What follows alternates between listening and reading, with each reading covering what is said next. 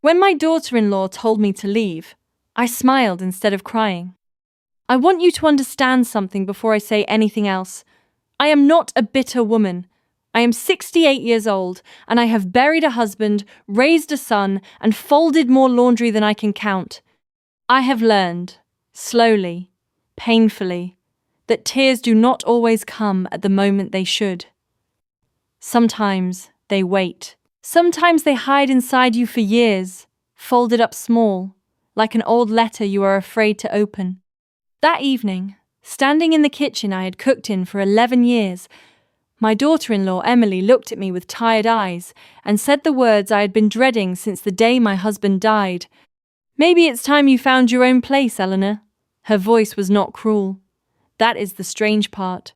It was soft, almost kind, the way you speak to someone you are trying not to hurt while you hurt them anyway.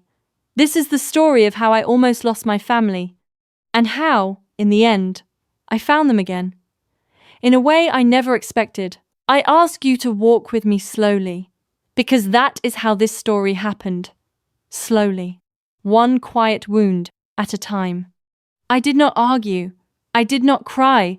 I simply nodded, the way I always nod when my heart is breaking, because somewhere along the way, I learned that quiet dignity is the only thing nobody can take from you. I went upstairs to the small room that had been mine, and I sat on the edge of the bed, and I looked at my hands. They were my mother's hands now, old, spotted, folded in my lap like two tired birds. I did not know, that night, that within a few short months, I would learn something about my husband, about my son, and about the very family I thought I understood so well, that it would turn my whole world upside down. I did not know that a single letter, written in trembling handwriting, would explain every cold look, every closed door, every silence at the dinner table. My name is Eleanor. I was born in a small town, where everyone knew everyone, where the church bell told you what time it was better than any clock. I met my husband, Robert, when I was 19 years old. He was quiet, steady, the kind of man who did not say much, but when he did speak, you listened. He had kind eyes. That is what I noticed first.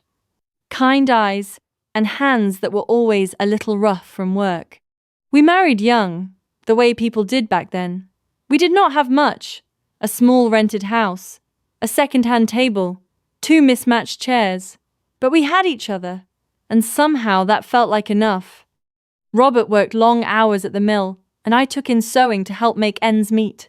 In the evenings, we would sit on the porch, even in the cold, just to be near one another a little longer before sleep took the day away.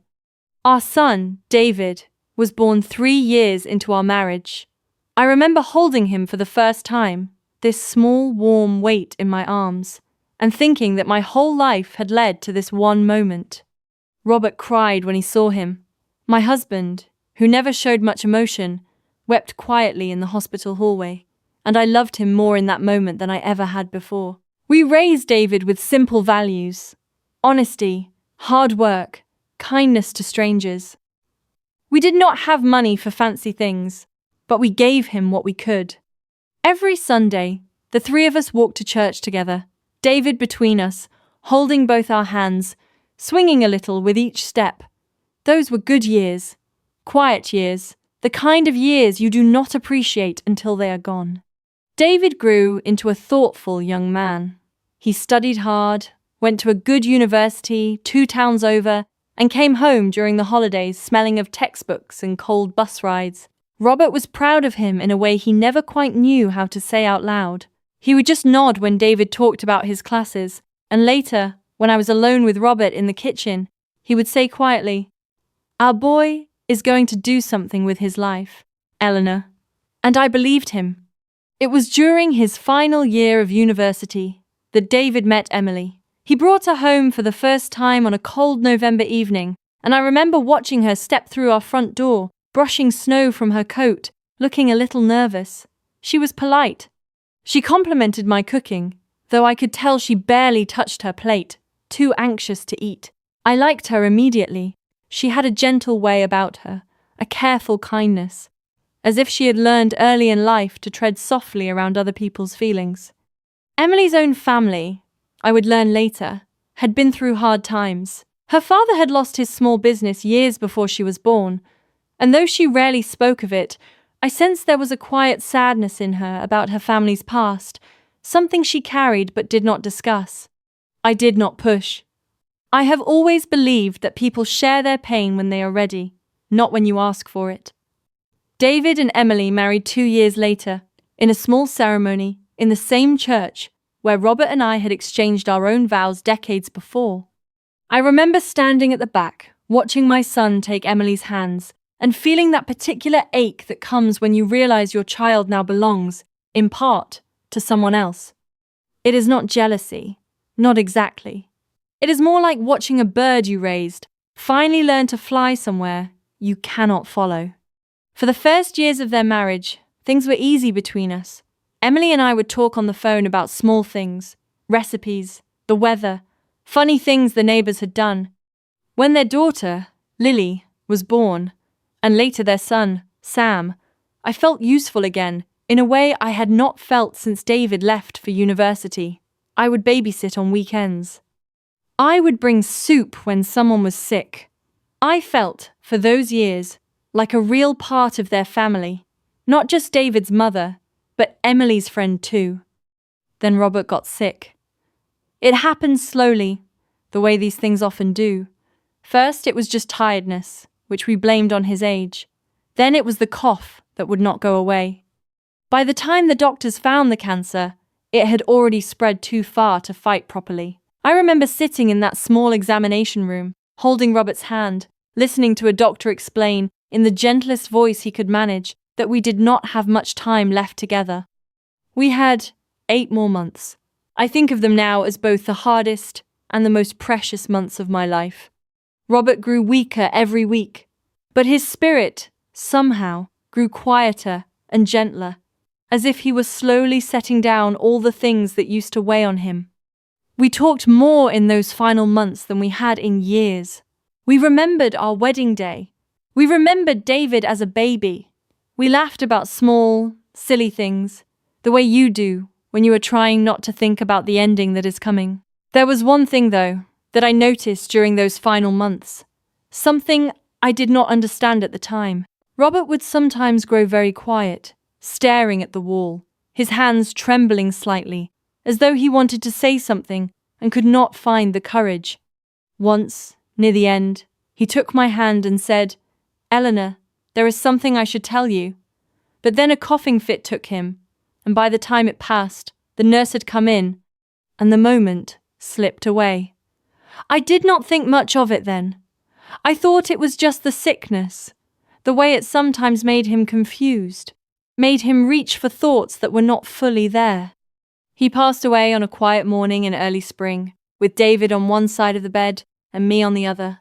His hand went limp in mine so gently that for a moment I did not even realize he was gone. I just kept holding it, the way I had held it for over 40 years, until the nurse came in and told me, softly, that it was time to let go. After the funeral, David suggested I move in with them. "You shouldn't be alone in that big house, Mom," he said. And I remember feeling grateful, so deeply grateful, that my son wanted me near him in my grief. Emily agreed too, at least at first. She helped me pack up the house Robert and I had shared for so many years, wrapping our old photographs in newspaper with careful hands. I remember thinking, foolishly, that this was how it was supposed to be. Family taking care of family, the circle closing gently, the way it should. I did not know then how much would change. I did not know that grief, when it is not spoken about honestly, can grow roots in a house and slowly choke everything around it. The first few months living with David and Emily were, I will admit, gentle ones. I had my own small room upstairs, simple but comfortable. I helped with the children in the mornings, walking Lily to school, watching Sam while Emily worked her part-time hours at the local clinic. In the evenings, we would all eat dinner together, and for a while, it felt like we were simply one family under one roof, the way it should be. But grief has a strange way of changing a person, and I do not think I realized how much it had changed me. I found myself, more and more, comparing everything to how Robert and I had done things. If Emily cooked the roast a certain way, I would gently mention how Robert liked it seasoned. If David raised his voice at Lily for spilling milk, I would remind him, quietly, that his own father never once raised his voice at him. I meant no harm by it. I only meant to keep a piece of Robert alive in that house, a small thread connecting the past to the present. But I did not see, not then, how those small comments landed on Emily like tiny stones, one after another, until they built into something heavier. I remember the first real tension between us clearly. It was a Tuesday evening, and Emily had made a new recipe for dinner, something with too much spice for my taste. I did not say anything cruel. I simply said, quietly, almost to myself, Robert never liked food this spicy. Emily's hands paused over the stove for just a moment.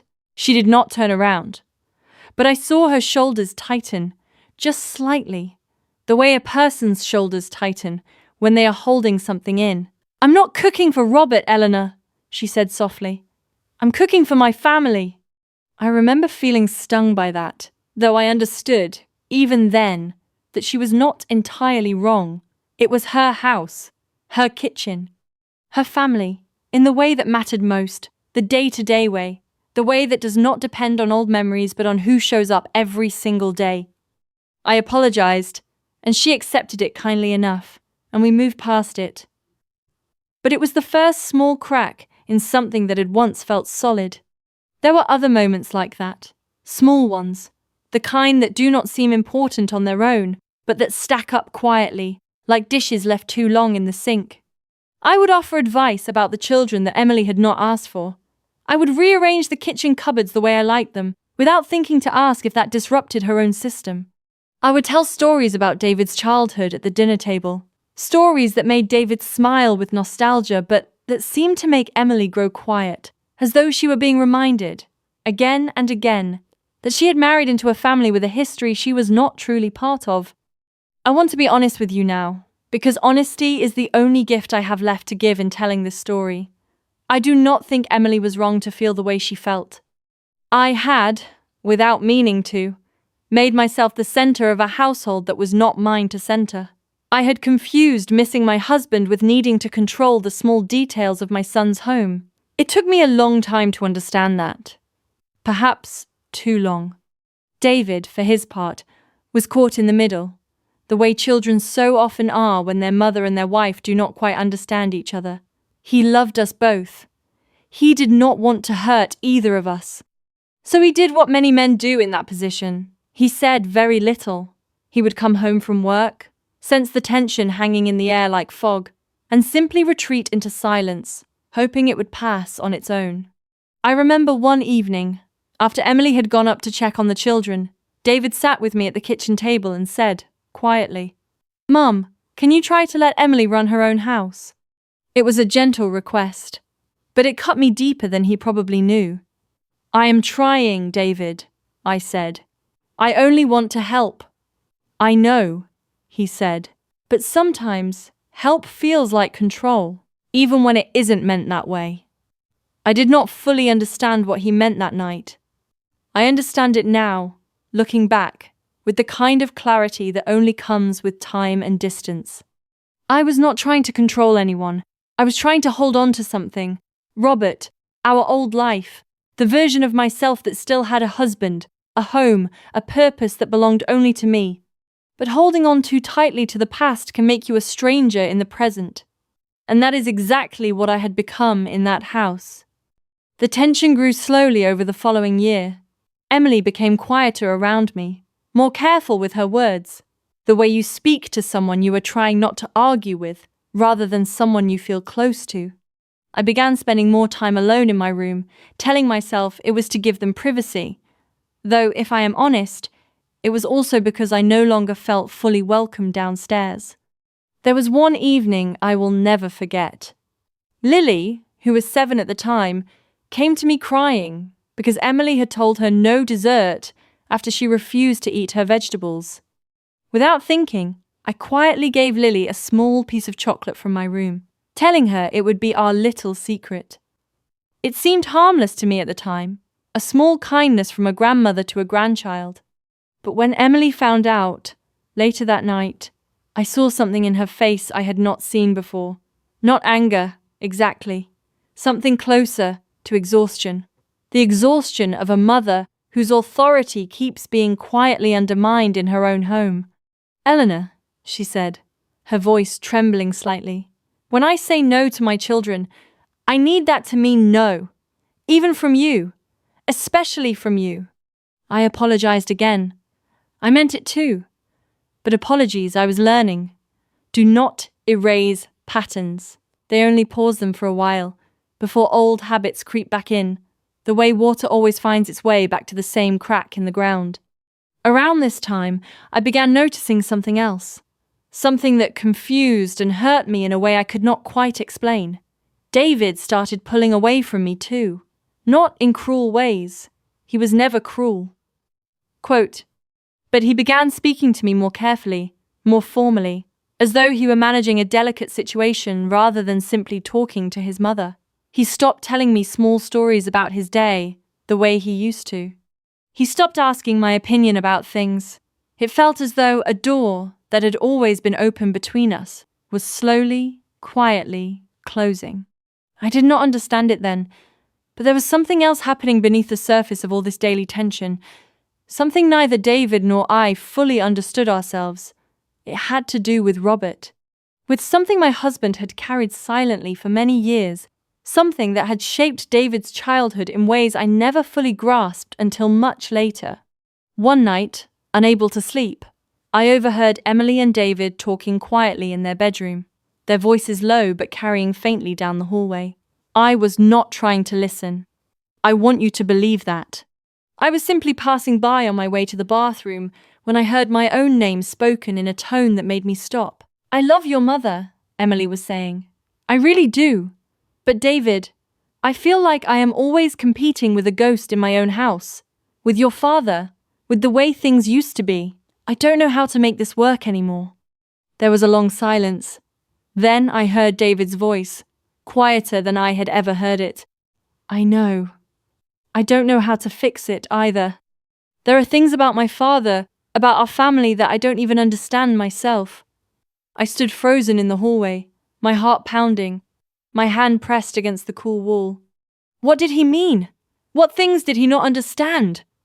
I went back to my room that night, and I did not sleep at all. I lay in the darkness, replaying every strange silence Robert had left me with in his final months, every unfinished sentence, every time he had reached for my hand and then pulled back, as if there were words behind his eyes that he could never quite bring himself to say.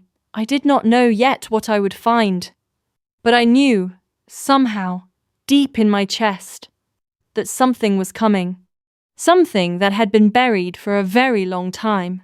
3 months after that overheard conversation, everything changed. It happened on an ordinary afternoon. Emily had asked me, in that careful, formal tone we had fallen into, if I could help clear out the small storage closet under the stairs, the one where we had put boxes from Robert's and my old house that had never quite found a permanent place. I agreed, glad, honestly, to have something useful to do, something that might remind Emily that I still had a place in that household. I knelt on the floor of that dusty little closet, opening box after box. Old dishes, Robert's tools, still smelling faintly of oil and sawdust, photographs I had not looked at in years. And then, near the bottom of the last box, wrapped carefully in a soft cloth, I found a small wooden box I did not immediately recognize. It was locked, but the small key was taped underneath it, as though someone had wanted it to be found eventually, just not too easily. Inside, there was a stack of old letters, tied together with faded string, and a single envelope on top, newer than the rest, with my name written on it in Robert's shaking, familiar handwriting. My hands trembled as I opened it. I sat right there on the closet floor, my knees aching against the hard wood, and I began to read. "My dearest Eleanor, if you are reading this, then I never found the courage to tell you while I was alive. And for that, I am more sorry than I can say. There is something I carried for many years, something I should have told you long ago, but fear kept my mouth closed, even as it should have opened. Before you and I married, when I was very young, I made a terrible mistake. There was a woman before I ever met you, and from that brief time, a child was born, a boy. I did not know about him until years later, long after you and I were already married, long after David was born.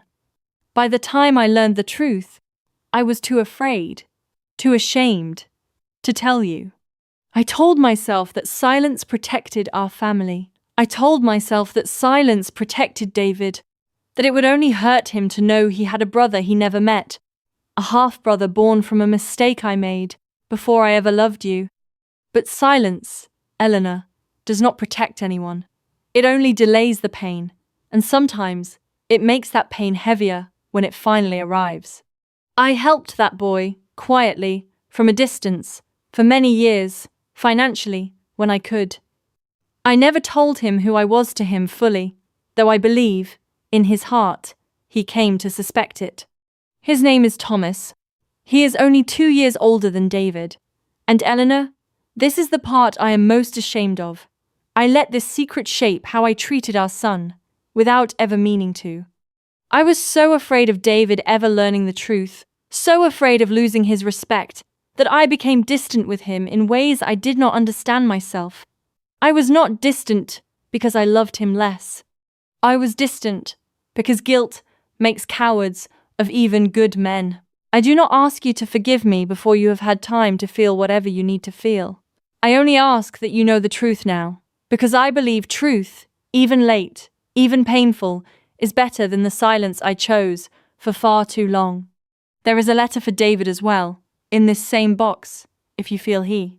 I loved you every single day of our marriage, more than these clumsy words can say. This confession does not undo that love. I hope, in time, you can believe that. Forever yours, Robert. I do not know how long I sat there on that closet floor. Time seemed to stop entirely. My hands were shaking so badly that the letter trembled like a leaf caught in wind.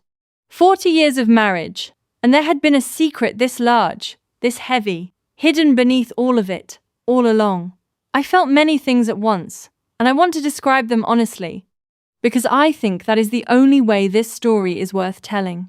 I felt betrayed, yes, a deep, quiet betrayal that settled into my chest like a stone.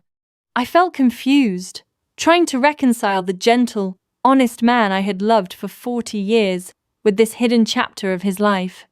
But strangely, more than anything, I felt a terrible, aching sadness for Robert himself, for the years he must have spent carrying this alone, too afraid to set it down. And then, slowly, other pieces began falling into place. The way Robert had sometimes grown distant with David during certain seasons of the year, seasons I now realized might have been connected to Thomas's birthday, or some private anniversary only Robert carried. The unfinished sentence in the hospital. Eleanor, there is something I should tell you. The quiet sadness that sometimes crossed his face when he watched David with his own children, a sadness I had always mistaken for simple nostalgia. I found the second envelope beneath the letters, addressed simply to David, in the same shaking handwriting. I held it in my hands for a long time before I finally stood up, my knees aching, my heart heavier than it had been in years, and made my way to find my son. I found David in the living room, going over paperwork from his office. He looked up when I entered, and something in my face must have alarmed him, because he immediately set his papers aside. Mom, what's wrong? I sat down across from him, and I did not know how to soften what I was about to say, so I simply told him the truth as plainly as I could. I found something of your father's letters. There is one addressed to you. I placed the envelope on the table between us, my hands still trembling. David stared at it for a long moment before picking it up. I watched his face as he read, watched the confusion turn slowly into something else, something I recognized because I had felt it myself only an hour before. Shock, then grief. then a kind of quiet devastation that made him set the letter down and press both hands over his face.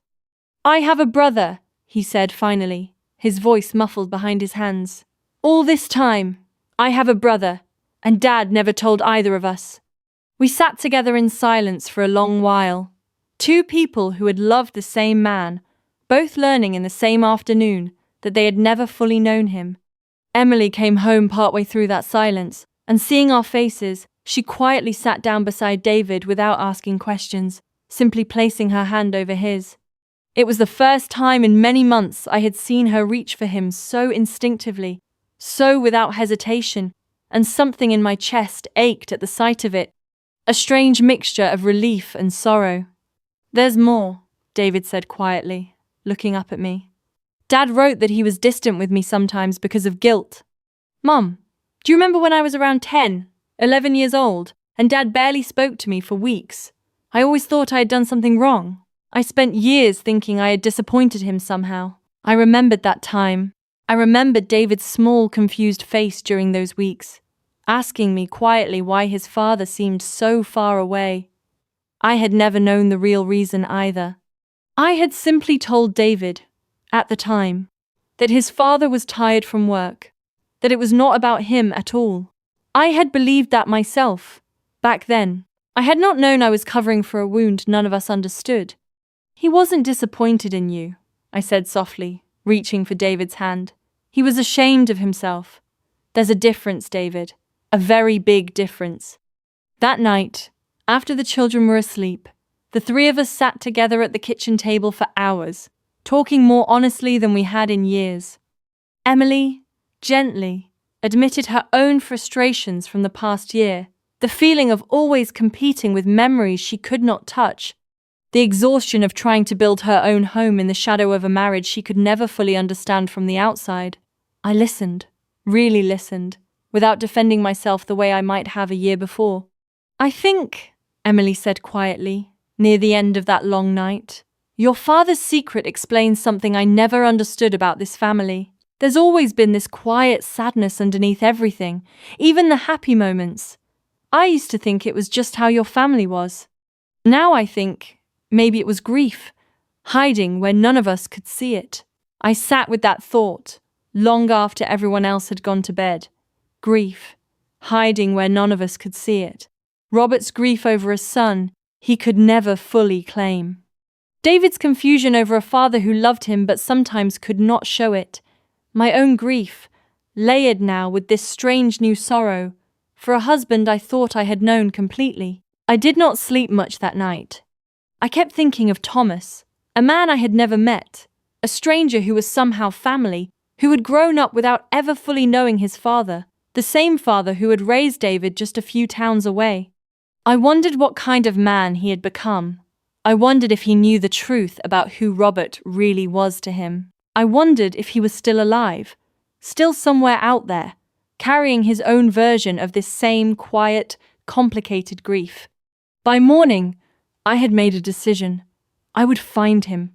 Not out of obligation, not entirely, but because I believed, after everything, that more silence was not the answer. Robert had chosen silence for most of his life, and I had watched what that silence had cost this family. Quietly, slowly, over so many years. I did not want to make the same choice. It took nearly 2 months to find Thomas. David helped me, using old records and a few careful phone calls, and Emily, surprising me deeply, offered to come along on the day we finally drove out to meet him. I think, looking back, that helping us search for Thomas gave Emily something she had been missing in our family for a long time, a sense of being included in something real, something that mattered, rather than simply managing the edges of a family history that was not fully hers. Thomas lived 2 hours away, in a small town not so different from the one where Robert and I had raised David. When David first called him, explaining gently who we were, there was a long silence on the other end of the line. Then, quietly, Thomas said, "I always wondered. My mother never told me his name, but she used to say a kind man helped us when we needed it most. I always wondered if I'd ever know who that man was." We drove out on a soft Sunday morning, the three of us in David's car, mostly quiet, each of us lost in our own thoughts. I remember watching the fields pass by the window, feeling a strange mixture of nervousness and something close to hope, an emotion I had not expected to feel through all of this. Thomas opened the door himself. He was tall, with Robert's same quiet eyes, the same careful way of standing, as though he were always slightly bracing for disappointment. For a moment, none of us said anything. We simply looked at each other. This stranger who was somehow family. This living piece of a secret that had shaped our whole household without any of us understanding why. "You look like him," I said finally, my voice breaking slightly. "You have his eyes." Thomas's own eyes filled with tears at that. "My mother used to say the same thing," he said quietly. "She passed away 3 years ago. She never told me much about him, only that he was kind, and that he was too afraid to be part of my life the way he wanted to be." We sat in his small living room for hours that day, sharing pieces of Robert's life that Thomas had never known. Small stories, the sound of his laugh, the way he used to hum quietly while fixing things around the house. In turn, Thomas told us about his own life, his mother's hard years raising him alone, the quiet financial help that had come at certain times without explanation, help he now understood had come from Robert. David and Thomas, two brothers who had never met, sat together at that small kitchen table, slowly, carefully, beginning to build something neither of them had ever expected to have. I watched them, my heart aching with both sorrow and something warmer, something like healing, and I thought of Robert, and how much he had missed by choosing silence over honesty, by choosing fear over the simple, difficult courage it would have taken to bring his two sons together while he was still alive. "He should have told us," David said quietly, on the drive home that evening, staring out the window at the darkening sky. "All those years, Mom. All those years we could have known each other." "I know," I said softly.